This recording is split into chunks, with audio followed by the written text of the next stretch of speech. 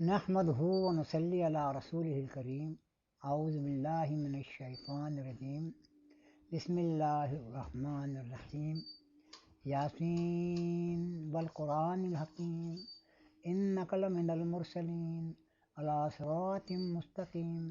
تنزیل العزیز الرحیم تنذر قوما ما انذر آباؤہم فہم غافلون صدق اللہ العظیم۔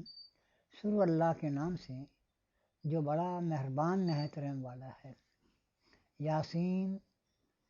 یاسین دراصل اللہ تبارک تعالیٰ نبی صلی اللہ علیہ وسلم کو سردار کہہ کر پکار رہا ہے کہ یاسین والقرآن الحکیم، بے شک اللہ تعالیٰ قسم کھا کر کہہ رہے ہیں، قرآن کی قسم کھا کر کہہ رہے ہیں کہ بے شک آپ انک لمن المرسلین، آپ مرسلینوں میں سے ہیں، رسولوں میں سے ہیں، علی صراط مستقیم، اور صحیح راستے پر ہیں، تنزیل العزیز الرحیم، اور یہ قرآن اللہ تعالیٰ کی طرف سے نازل ہوا ہے جو رحمان اور رحیم ہے۔ لتنذر قوما ما انذر آباؤہم فہم غافلون، اس قوم کو ڈرائے جس کے باپ دادا ڈرائے نہیں گئے تھے اور وہ غفلت میں پڑے ہوئے ہیں۔ سورہ یاسین مکہ معظمہ میں نازل ہوئی۔ اس وقت کے جو حالات تھے وہ یہ تھے، نبی صلی اللہ علیہ وسلم کے بچپن سے لے کر 40 سال تک آپ نے جو اپنا کردار ادا کیا ہے، جو طریقہ اختیار کیا ہے، جو طرز عمل آپ نے اختیار کیا، اور جو لوگوں کے ساتھ آپ نے جو برتاؤ کیا، یہ دیکھ کر کے لوگ آپ کو امین اور صادق کہا کرتے تھے، آپ کا احترام کرتے تھے، آپ کے گنگان گایا کرتے تھے۔ لیکن اللہ کے حکم سے جب آپ صفا اور مروہ پر چڑھ کر آپ نے لوگوں سے کہا کہ لوگوں میں یہ کہوں کہ اس پہاڑ کی اوٹ میں ایک لشکر زرار تمہاری گھات میں بیٹھا ہے، تمہیں ہلاک کر دے گا، تو تم اس کو مانو گے؟ تو لوگوں نے کہا بالکل ہم مانیں گے، آپ امین اور صادق ہیں، کبھی جھوٹ نہیں بولے، آپ کی بات کو ہم یقیناً مانیں گے۔ تو کہا کہ قولوا لا الہ الا اللہ تفلحون، کہو کہ اللہ کے سوا کوئی عبادت کے لائق نہیں ہے، محمد صلی اللہ علیہ وسلم اللہ کے رسول ہیں۔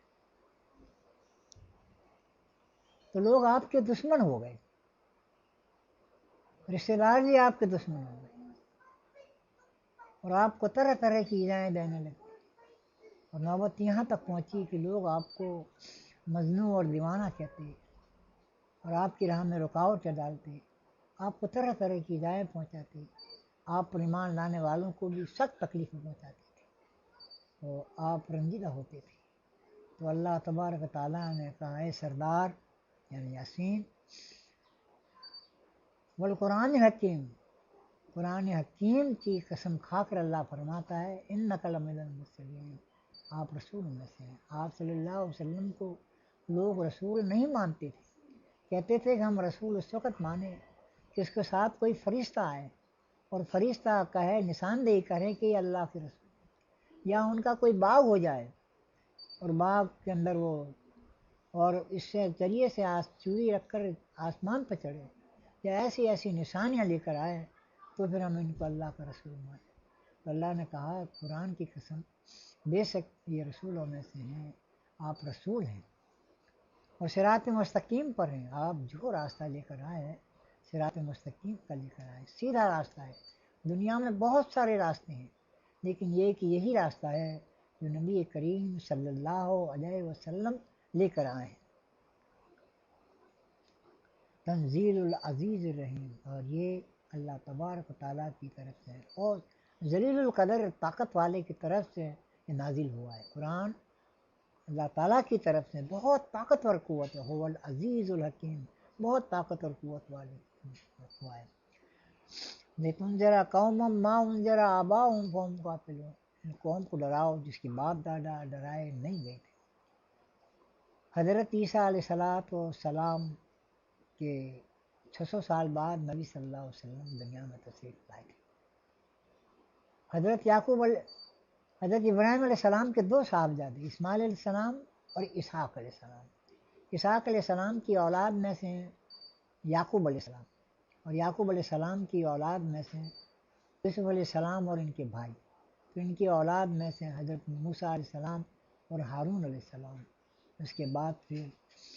داؤد علیہ السلام، سلیمان علیہ السلام اور عیسیٰ علیہ السلام، اور وہاں تک عرب کے اندر کوئی پیغمبر نہیں آیا، یعنی گویا کہ 1500 سال کا یہ وقفہ ہے جس میں کوئی پیغمبر نہیں آیا۔ اسماعیل علیہ السلام کے بعد کوئی پیغمبر نہیں آیا، اور عیسیٰ علیہ السلام کے بعد اللہ تبارک و تعالیٰ نے 100 سال بعد نبی صلی اللہ علیہ وسلم کو مبعوث فرمائے۔ اسی لیے وہاں کی جو قوم تھی وہ آہستہ آہستہ گمراہی کی طرف چلی گئی، اور اس نے خانہ کعبہ میں 360 بت آویزہ کیے، اور اس کی وہ پرستش کیا کرتے تھے، اسی سے مانگتی تھی، اسی سے پکارتی تھی، عورتیں ان سے اولاد مانگتی تھی، اور گویا کہ انہیں خدا مانا جاتا تھا۔ اس طرح یہ غفلت میں پڑے تھے، شیطان نے ان کو گمراہ کر دیا۔ تو اللہ تبارک تعالیٰ نے کہا کہ یہ قوم کو گمراہ ہو گئی ہے، چونکہ ان کے آباء و اجداد کو ڈرائے نہیں گیا تھا، لیکن وہاں کچھ نہ کچھ اللہ تعالیٰ کی طرف سے روشنی پہنچی تھی۔ ورقہ بن نوفل جو تھے وہ عیسائی ہو گئے تھے، اور انجیل اور توریت کی باتیں وہ سناتے تھے، لیکن چند لوگوں تک یہ باتیں پہنچی تھی، بالکل اندھیرا ہو چکا تھا۔ اس لیے اللہ تعالیٰ نے اس قوم پر بڑی مہربانی کی، اور 1500 سال بعد نبی کریم صلی اللہ علیہ وسلم کو اللہ تبارک تعالیٰ نے مبعوث فرمایا، اور آپ پر قرآن الحکیم، فرقان الحمید نازل فرمایا، اور سیدھے رستے پر آپ تھے، اور آپ کے ذریعے سے آہستہ لوگ ایمان لاتے رہے، اور آہستہ آہستہ لوگ ایمان لاتے رہے، ان کی اچھی خاصی تعداد ہوئی، اور لیکن ان کو ستائے جاتے تھے۔ آپ نے حکم دیا کہ ابیسینیا چلے جاؤ، پھر اس کے بعد پھر مدینہ منورہ کی طرف رخ کیا، مدینہ منورہ میں جا کر کے وہاں اسلامی ریاست کا قیام کیا۔ اس کے بعد پھر جب مکہ معظمہ فتح ہوا تو پھر اللہ تبارک تعالیٰ نے ان کو عروج عطا فرمایا، اور آپ نے اپنے دشمنوں تک کے معاف کر دیا جو ایسے اس قابل تھے کہ ان کو سزا دی جائے، لیکن آپ نے اعلان فرمایا کہ آج کا دن امن و سلامتی کا دن ہے، جو خانہ کعبہ میں داخل ہو جائے وہ امن میں، جو ابو سفیان کے مکان میں داخل ہو جائے وہ امن میں، جو لڑنے کے ارادے سے آئیں لیکن اپنے ہتھیاروں کو زمین پر پھینک دے وہ بھی امن میں، جو اپنے گھر کے دروازے بند کر لے وہ بھی امن میں۔ اس طرح دیکھتے دیکھتے میں اسلام مکے کے باشندے مسلمان ہو گئے، اور اس کی سوائیں آہستہ آہستہ پوری دنیا میں پھیل گئی۔ آج یہی قرآن ہمارے پاس ہے، اس پر آج ہم عمل کریں گے زندگی کے ہر شعبے اور معاملات میں، تو اللہ تبارک و تعالیٰ ایسے ہی امن قائم کر دے گا۔ اور ہمارے لیے دو چیزیں چھوڑی، آپ صلی اللہ علیہ وسلم فرماتے ہیں کہ لوگوں اس حج کے بعد میری اور تمہاری ملاقات نہیں ہوگی، لیکن میں دو چیزیں چھوڑے جاتا ہوں، ایک اللہ کی کتاب اور میرا طریقہ، جو اس کو مضبوطی کے ساتھ تھامے گا کبھی گمراہ نہیں ہوگا۔ اللہ کی کتاب سے مراد قرآن المجید، فرقان الحمید ہے، اور دوسری آپ صلی اللہ علیہ وسلم کا طریقہ ہے، آپ نے کس طرح سے زندگی گزاری اور کس طرح سے لوگوں کو زندگی گزارنے کی تربیت دی، کس طرح سے ان کی زندگیوں کو سنوارا، تعلیم و تربیت دی۔ یہ دو چیزیں آج بھی ہمارے لیے بہت ضروری ہے، قرآن سے ہمارا رابطہ ہو، رات و دن ہم پڑھیں، سمجھیں اور اس پر عمل کریں۔ آج اگر مسجدوں کے اندر لوگ اس کا قرآن کا ترجمہ کریں، اور ہمیں وقت ملتا ہے جمعے کے دن آدھا گھنٹہ 1 گھنٹہ ملتا ہے، آنے والوں کو جب پورا قرآن تھوڑا تھوڑا کر کے سنایا جائے، سمجھایا جائے، تاریخ کی نبی صلی اللہ علیہ وسلم کی باتیں بیان کی جائیں، تو لوگ اس پر عمل کریں گے، برائیاں مٹیں گی، نیکیاں پروان چڑھے گی، اور پھر نبی صلی اللہ علیہ وسلم کے طریقے پر عمل کرنے کے اللہ کی رحمتیں اور برکت آئے گی، اور پوری دنیا کے اندر امن سکون ہو جائے۔ لیکن آج ہم قرآن سے بہت دور ہیں، نہ اس کو پڑھتے ہیں، نہ سمجھتے ہیں، نہ اس پر عمل کرتے ہیں، بلکہ لوگ